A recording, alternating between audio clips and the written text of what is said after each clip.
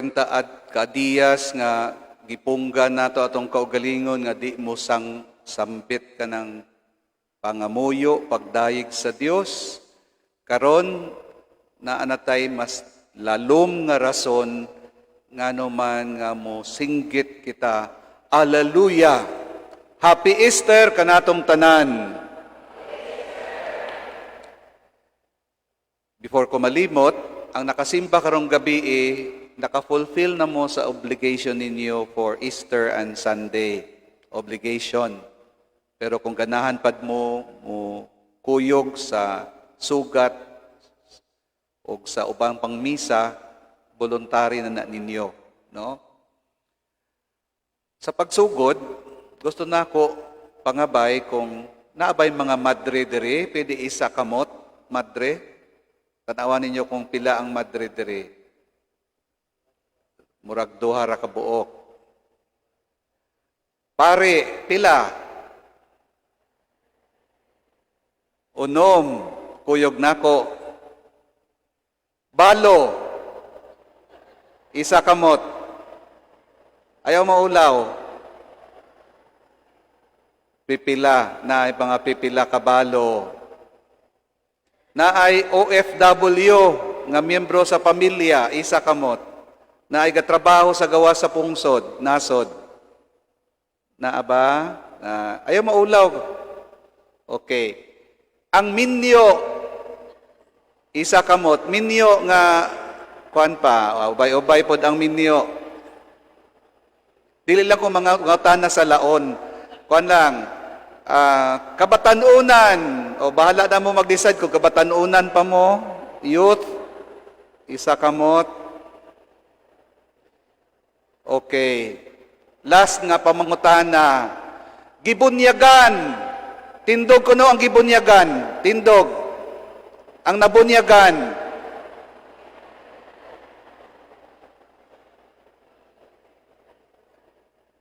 So, murag kita tanan halos majority lingkod. So, bot gipasabot nga ang common denominator nato karon dinhi sa sulod simbahan ang atong pagbunyag. Ngano man nga naatay katungod, naatay responsibilidad, naatay obligasyon sa pagsimba, ngano man nga ganahan kita mukuyog sa santos nga misa. Ang pinaka fundamental, basic common denominator nato karon sa sulod simbahan ang atong pagbunyag. Ang tibuok nga Kwaresma nag-andam kanato para karong gabi sa atong pagbag-o, sa atong saad, sa pagbunyag. Which ang akong personal nga theory, kadaghanan wa pagyud makasabot.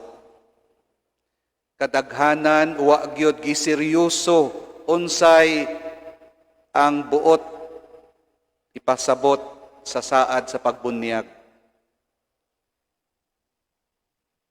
Ambot kung pipila kanato kay majority man naa diri karon sa sulod sa simbahan, ang atong common denominator, dili ko ka obispo, dili ko kabo kapari, ang ubaon nako diri, dili sila ka madre, dili mo ka minyo, kung wa tagibunyagan. Mauning pinaka-basic yun. Kag pinaka-importante nga sakramento, ang bunyag. Ang tanan gabalik diha sa gisaad nato, nga in a little while, agdahon kita tanan sa pagbag-o, kining saad. Pero pipila baga seryoso, nga puy-an gyud ug maging matinud-anon sa atong saad sa pagbunyag. Pipila kaha ang nakasabot gyud unsay implikasyon sa atong pagbunyag. Sa moobas sa been baptized recently, karong gabi natay duha nga bunyagan nato diri. Ang uban kanato pipila na katuig And every year, we are supposed to renew this promise sa baptism. But have we really made an effort? Unsay koneksyon sa atong mga desisyon sa kinabuhi, mga importante nga desisyon. Nakita ba nato ang koneksyon niini sa atong saad sa bunyag, sa atong kasugtanan, sa atong gisabot sa Ginoo, nga kita iyang mga anak, iyang katawhan. I am your God, you are my people. And specifically,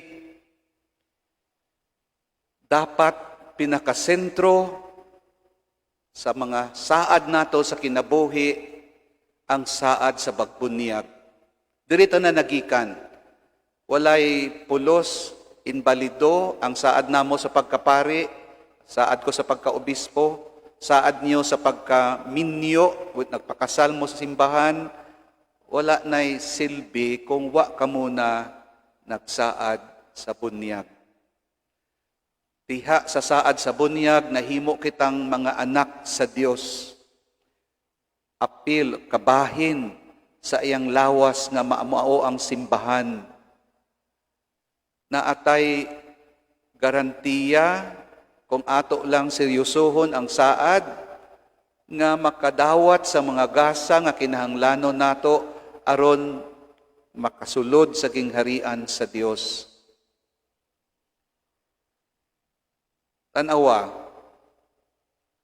unsay atong pagsabot sa kamatayon ni Kristo? Napatay ba siya o gipatay?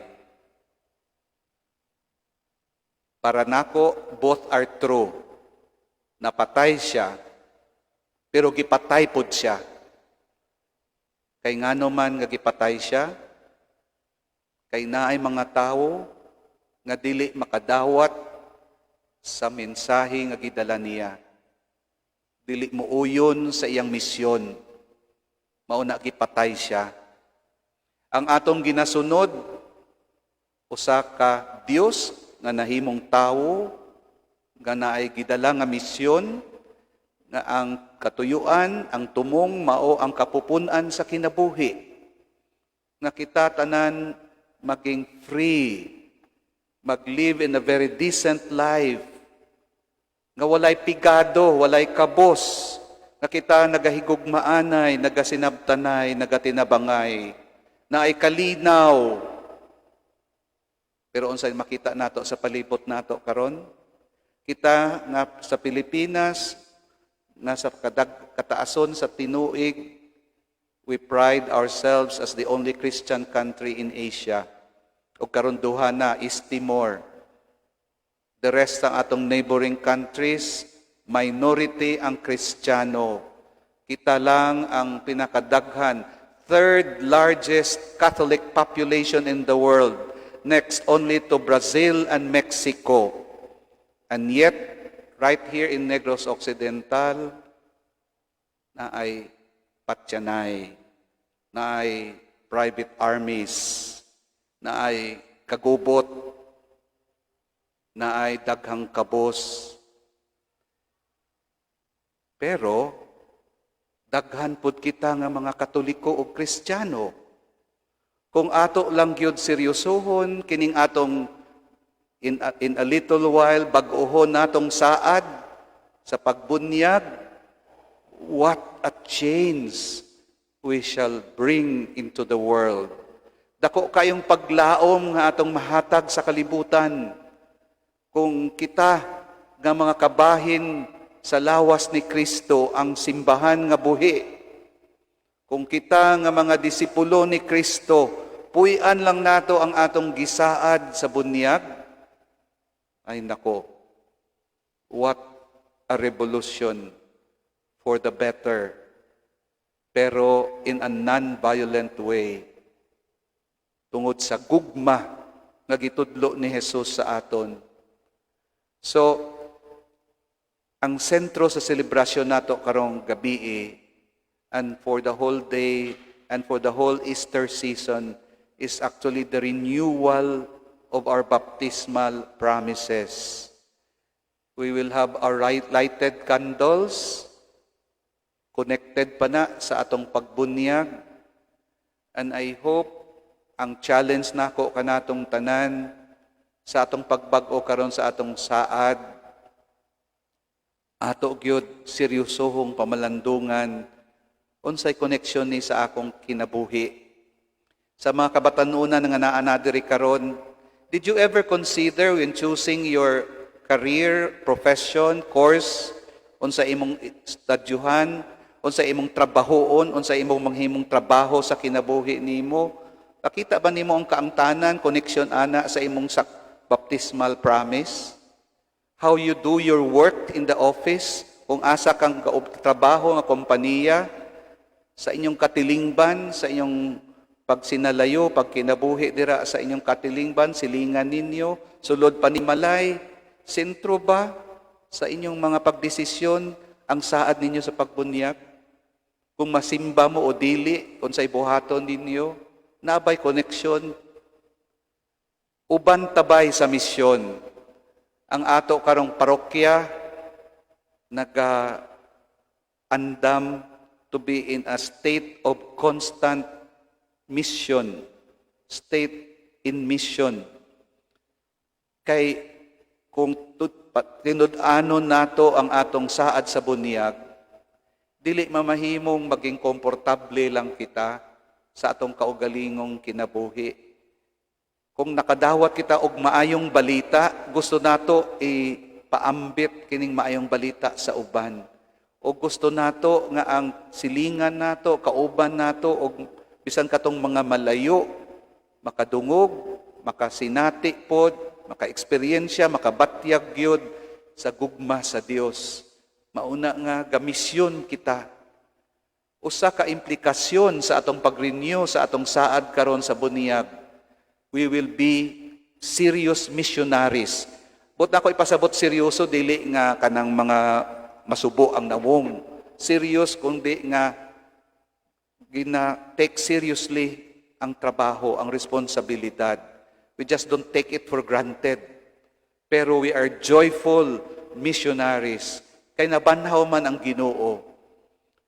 Nindot kaayong seremonyas, we started na kangit-ngit sa palibot, pipila lang ang kahayag, but now, bright kaayo, and we are about to bless the baptismal water. Dira magikan ang mga bag-ong miyembro sa lawas ni Kristo. Dira nato gina-welcome ang atong mga kauban sa panaw.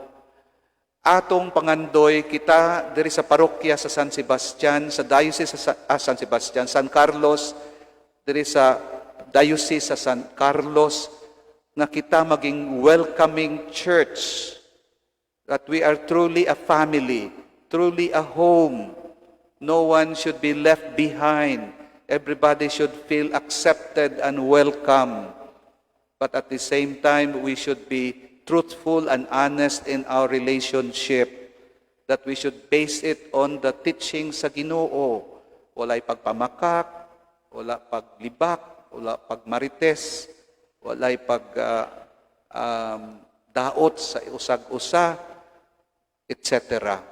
So, ako rang kamo karon ginapahanumdom nga sa ebanghelyo nga atong nadunggan bag-o lang gisugo sa Ginoo sila ni Maria Magdalena nga ingnan ang mga gitutun-an maadto sa Galilee kung asa niya makita o gusto niya ma-encounter ang nabanhaw nga Ginoo. Ang Galilea simbolo sa lugar dapit o kahimtang nga ato mabalikan ang atong intimate experience, encounter with the risen Lord sa atong kinabuhi. When we really, truly committed ourselves to be His disciples, to be His followers, nga dili ta maulaw, magsulti sa uban, disipulo ako ni Kristo. Kristiyano ako nga mamumuo, Kristiyano ako nga maestra, Kristiyano ako nga empleyado, Kristiyano ako nga bana o asawa, Kristiyano ako nga anak, then all the other commitments will be affected, will be influenced, will be determined in a very significant way because of these baptismal promises. So we should never take this for granted. And I hope karong gabi ay we will resolve to take this seriously. We will help one another to really reflect and find ways how to truly live out the implications, the consequences of these baptismal promises, starting with, according to each other, the dignity that is due to every child of God.